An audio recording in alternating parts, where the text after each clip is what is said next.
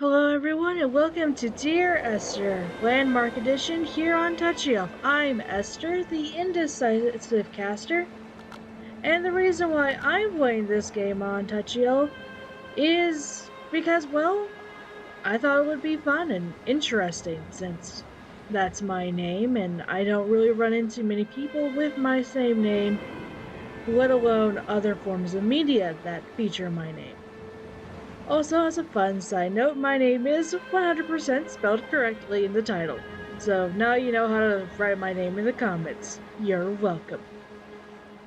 This game was featured on an old extra credits games you may not have tried video. And I wanted to play it for the namesake, and also it just looks very interesting and pretty. So I want to put around with the options, but I'm going to edit it out for you so you don't have to worry about it. Oh, a director's commentary. I'll do that on my own time. So, let's start. Dear Esther, I have lost track of how long I have been here and how many visits I have made overall. Certainly the landmarks are now so familiar to me that I have to remind myself to actually see the forms and shapes in front of me. I could stumble blind across these rocks, the edges of these precipices, without fear of missing my step and plummeting down to sea. Besides, I have always considered that if one is to fall, it is critical to keep one's eyes firmly open. I don't understand what you mean by that, but I have a feeling I will know. Wow. It almost feels cold, like you can feel the cold air coming from the sea. Wow. So beautiful. This lighthouse looks like it has been abandoned for a very long time. That boat's not going to get us anywhere, that's for sure. Let's see. Oh, even the clouds are beautiful. Let's have a look in here. Yeah, this is a walking simulator, so you never know what's going to trigger him to start talking.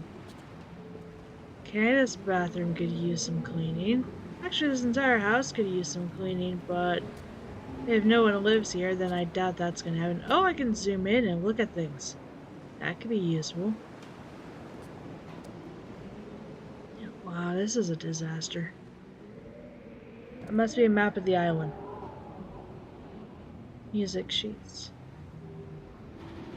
And a picture of a woman and something. A small kitchen. This room is a total disaster. I can't read that. Type's too small. Wonder what that means. HCAHCOHPH and tick marks and connecting lines. Who knows? I think all the buttons except for the one that except for the left joystick that I'm using to move around zooms in on the environment. Great. Oh, another little room that we can explore. What's in here? A lot of paint. Who could use this much paint to paint such a small house? Looks like some sort of heating thing. Wow, the textures are really nice in this game. A choice. Let's walk by the sea.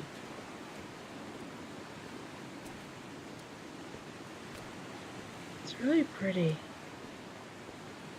It looks like there's a beacon up there, probably to inform passing by ships that there's an island and not to hit it.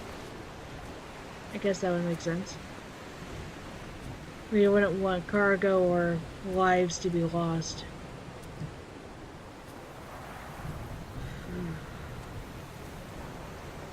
So cold feeling.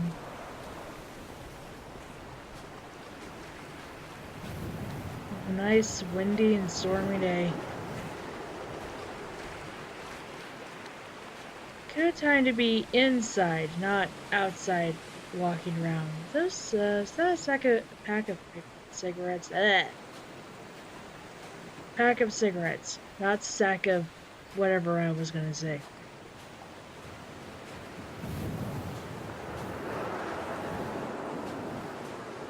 Looks like there's a way back up from here. That's nice, so everything kind of loops around. A tanker. At night, you can see the lights sometimes from a passing tanker or trawler. From up on the cliffs, they are mundane. But down here, they fugue into ambiguity. For instance, I cannot readily tell if they belong above or below the waves. The distinction now seems banal.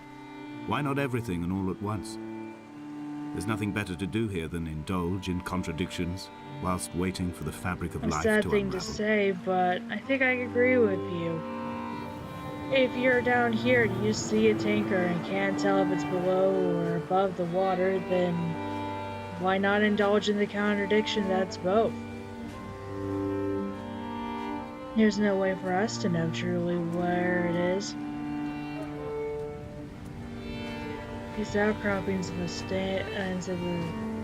stone is beautiful. Someone drew in the sand. It looks like an ornate letter G. I don't know what that is for. I wonder, can I maybe die in this game? Oh, I could still keep going. Oh! Well, I don't know exactly what happened there, but we're going to stay away from the water from now on.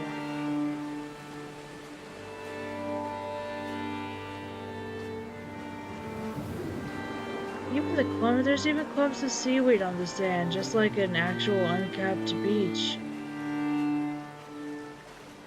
Is that a cave or an outcropping? I have found the ship's manifest, crumpled and waterlogged under a stash of paint cans. It tells me that along with this present cargo, there was a large quantity of antacid yogurt bound for the European market. It must have washed out to sea. God knows there are no longer gulls or goats here to eat it. Okay. What ship? Let's see, a rubber tire. And looks like a car door. Maybe on a truck?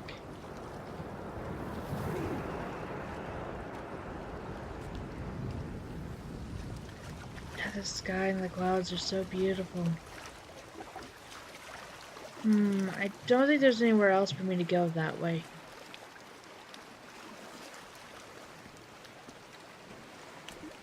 Yeah, let's head back the way we came.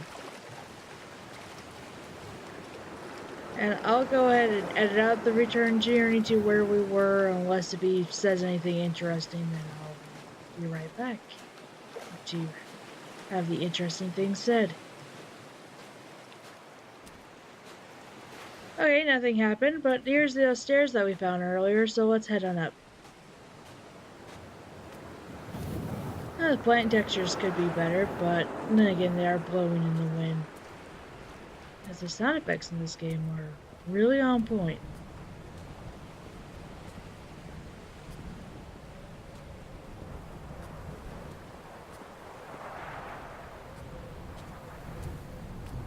And I'm glad the stairs aren't too steep.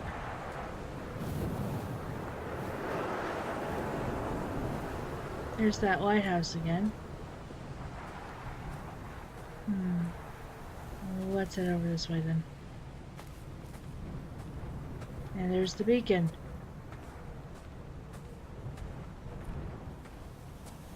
I'm guessing that's where we're probably going to wind up at the end of the game. Donnelly's book had not been taken out from the library since 1974. I decided it would never be missed as I slipped it under my coat and avoided the librarian's gaze on the way out. If the subject matter is obscure, the writer's literary style is even more so. It is not the text of a stable or trustworthy reporter.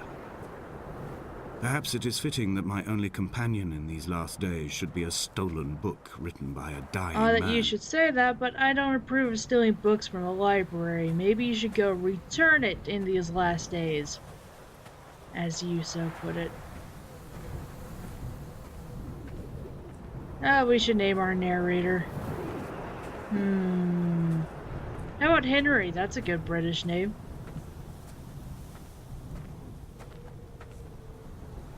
Yeah, we'll call him that until he signs off on this letter. Interesting. When someone had died or was dying, or was so ill they gave up what little hope they could sacrifice, they cut parallel lines into the cliff, exposing the white chalk beneath. You could see them from the mainland or the fishing boats, and know to send aid or impose a cordon of protection, and wait a generation until whatever pestilence stalked the cliff paths died along with its hosts. My lines are just for this, to keep any would-be rescuers at bay. The infection is not simply of the flesh. So I'm going to assume that those carved lines are of your doing then, and you just want people to leave you alone on this desolate island? Okay. We are not like Lot's wife, you and I. We feel no particular need to turn back. There's nothing to be seen if we did. No tired old man parting the cliffs with his arms. No gifts or Bibles laid out on the sand for the taking. No tides turning or the shrieking gulls overhead. The bones of the hermit are no longer laid out for the taking. I have stolen them away to the guts of this island, where the passages all run to black, and where we can light each other's faces by their strange luminescence. Interesting visual, or interesting image you painted with those words. But I'm going to assume that you mean when you say that we're not like Lot's wife is that we're not those to look back. For looking back is what turned her into a pillar of salt, wanting her home in the land that was there. Gosh. These are definitely the ramblings of the writings of someone who has suffered from some form of depression.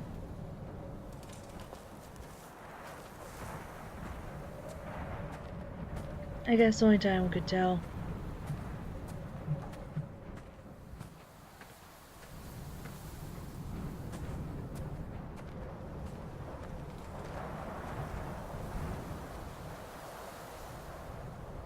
Interesting rock. Like how mossy it is.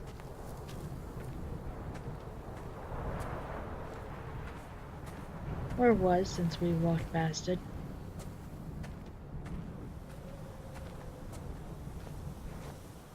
Dear Esther. Who? I met Paul. I made my own little pilgrimage. My Damascus, a small semi-detached on the outskirts of Wolverhampton. We drank coffee in his kitchen and tried to connect to one another. Although he knew I hadn't come in search of an apology, reason or retribution, he still spiraled in panic, thrown high and lucid by his own dented bonnet. Responsibility had made him old. Like us, he'd already passed beyond any conceivable boundary of life. Okay, but that doesn't tell me why I should care about this person. I don't really want to go into this cave, but why not? It's a non-combative cave. This hermit, this seer, this distant historian of bones and old bread, where did he vanish to? Why, asked the farmers. Why, asked Jakobsen. Why bother with your visions at all, if you're just to throw your arms up at the cliff and let it close in behind you and seal you into the belly of the island, a museum shut to all but the most devoted? There's that symbol again that we saw in the lighthouse.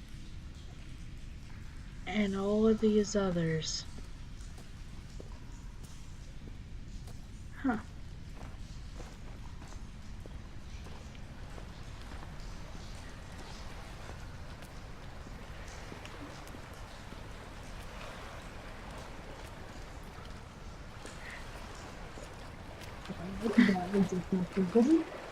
Okay, well, we're done with the cave.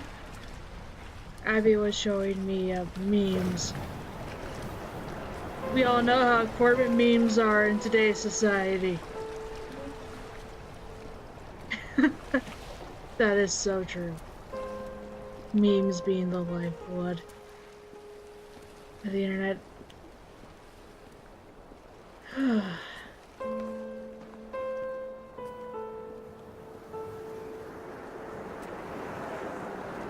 a cute little creek, and the water's adorable and nice and wet looking. You even see the beacon from here.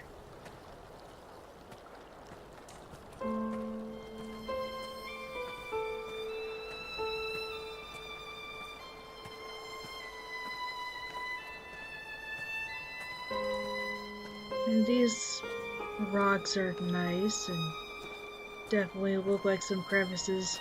The vegetation here has fossilized from the roots up. To think they once grazed animals here, the remnants of occupation being evidence to that. It is all sick to death. The water is too polluted for the fish, the sky is too thin for the birds, and the soil is cut with the bones of hermits and shepherds. I've heard it said that human ashes make great fertilizer, that we could sow a forest from all that is left of your hips and ribcage, with enough left over to thicken the air and repopulate the bay. Then all hope's not lost. But still, maybe someday this island will be fit for life again, but not today. These stones, they were set up for some reason. Probably by people, these shepherds and hermits that Henry keeps talking about. This place feels familiar. Oh yes, we were here, but only down there. There's the tire.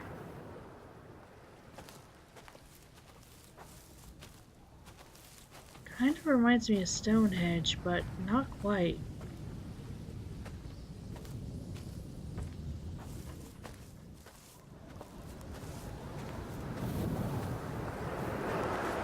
Oh, the wind's picking up again. I guess this is our way forward. Kind of feels like we'll be walking into a loading screen. It just has that look. I've played enough games to know. And was I right? Am I right? Tell me that I'm right. No, it just keeps going. Maybe I'm wrong. That has happened once or twice. I like how close these rocks are. It's so claustrophobic. Oh, we'll just jump down then. Dear Esther, I have now driven the stretch of the M5 between Exeter and Bristol over 21 times. But although I have all the reports and all the witnesses, and have cross-referenced them within a millimetre using my Ordnance Survey maps, I simply cannot find the location. You'd think there would be marks to serve as some evidence. It's somewhere between the turn-off for Sanford and the welcome brake services, but although I can always see it in my rear-view mirror, I have as yet been unable to pull ashore. What do you mean by that? Did something happen on that intersection? I guess we'll only figure it out with the ramblings of a depressed and dying man inside our next video. So until then, I'm Esther, and stay in touch. This game is really interesting, a lot like a lot of other walking simulators inside the spirit of What Remains of Edith Finch. Just an interesting mystery to solve. Bye!